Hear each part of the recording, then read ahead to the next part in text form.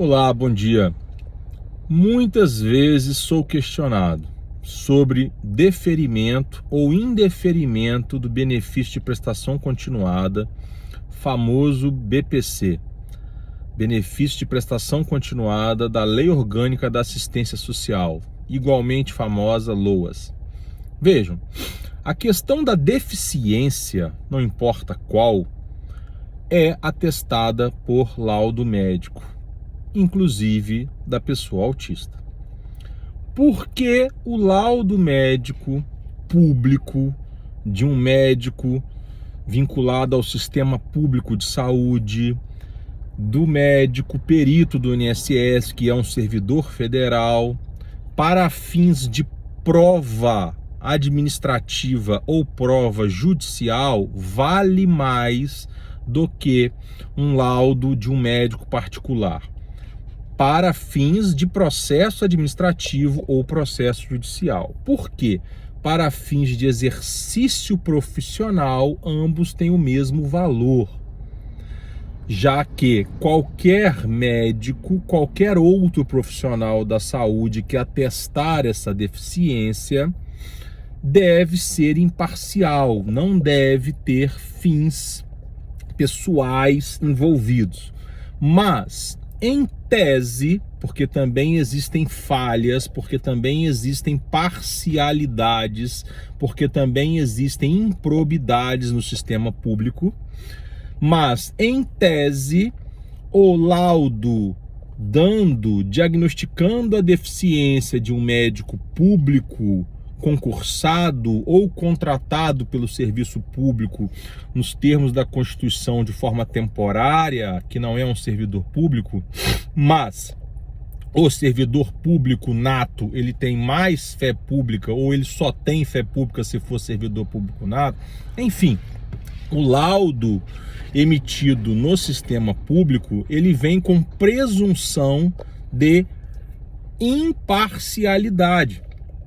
Por isso que ele tem mais valor. Por isso que, às vezes, o laudo do servidor público federal, do médico do INSS, negando um BPC, dizendo que a criança não é autista, mesmo a parte requerente, a família tendo juntado ali trocentas avaliações de saúde, sei lá, 2 exames, 2 avaliações neuropsicológicas, uma avaliação psicopedagoga, uma avaliação da fono, uma avaliação da TO e 2 laudos médicos particulares dizendo que a criança é autista, tem a deficiência, e o médico do INSS, num caso assim mais duvidoso, vamos colocar assim um autismo grau de suporte 1, autismo, vou chamar de leve para ficar mais fácil as pessoas entenderem.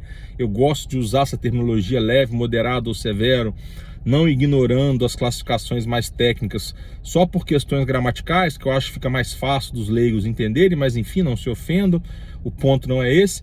Por que que o laudo do servidor público federal vai valer mais do que esses bilhões de documentos de outros profissionais que também têm competência e também devem ser imparciais? Pela questão da fé pública, pela questão de que, em tese, o laudo do servidor ele é desprovido de interesses pessoais. Já os documentos produzidos pela parte funcionam, de certa forma, como documentos produzidos unilateralmente, documentos produzidos em prol do interesse da criança, como se todos esses profissionais, em tese, fossem profissionais que estivessem dando um laudo só para a criança receber um BPC.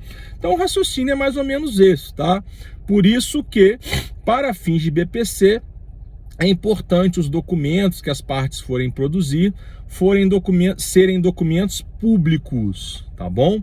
Bem, mas Diogo, o perito do INSS pode discordar, pode concordar com todos esses laudos particulares? Pode, inclusive eu acho que deve, principalmente se ele não for da área dos transtornos do neurodesenvolvimento, que é muito comum, tem muitos médicos do INSS que não são dessa área, eu acho que devem, inclusive.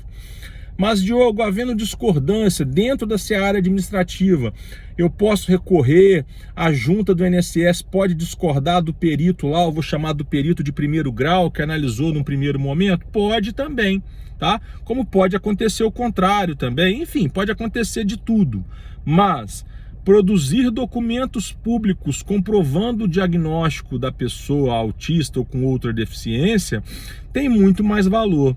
Diogo, se for para o judiciário, se for para o processo judicial, para a Justiça Federal, no caso, envolvendo essa questão, vejam, o peso, em tese, que um juiz vai dar a documentos públicos é muito maior, tá? Normalmente, os documentos particulares juntados pelas partes, mesmo que sejam laudos médicos, eles são entendidos, interpretados como documentos unilaterais, documentos que são equivalentes a, não de um perito judicial, mas de um assistente de perito judicial. Já a perícia nomeada por um juiz, aí sim tem uma força de perito judicial. Já os documentos públicos juntados pelo INSS ou juntados pelo SUS, vamos imaginar uma outra situação que não seja BPC, tem mais força, são considerados documentos com fé pública, etc. Bem, mas Diogo, o juiz está adstrito, o juiz é obrigado a julgar conforme o que o INSS entendeu, conforme o que o SUS entendeu, conforme o que a perícia judicial nomeada pelo próprio juiz entendeu?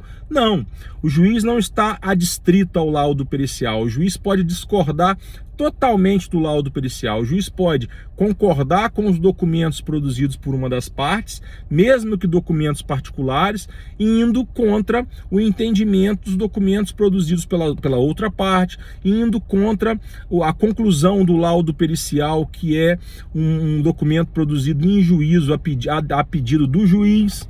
Não tem problema. O juiz só vai ter que justificar, fundamentar toda a sua decisão, toda a sua discordância, todo o seu livre convencimento, informando por que ele se convenceu com base em documentos particulares produzidos, desculpem, unilateralmente por uma das partes.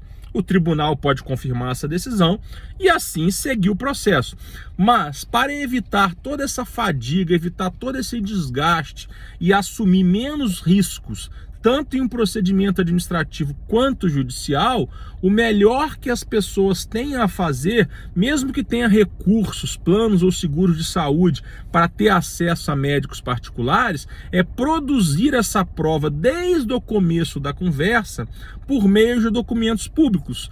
Vá a postos de saúde, centros de atendimento público e consiga produzir o máximo de laudos, relatórios, conclusivos, etc., dizendo que seu filho é autista. Documentos públicos que, quando você der entrada no BPC, o próprio perito do INSS vai ficar meio sem saída, porque normalmente o perito do INSS ele vai ali desconfiar daquele documento produzido particular, mesmo que seja um colega dele médico. Agora, quando você chegar com documentos públicos produzidos por médicos vinculados, concursados ao serviço público, ele não vai ter razão jurídica, razão de parcialidade, razão administrativa para negar, tá?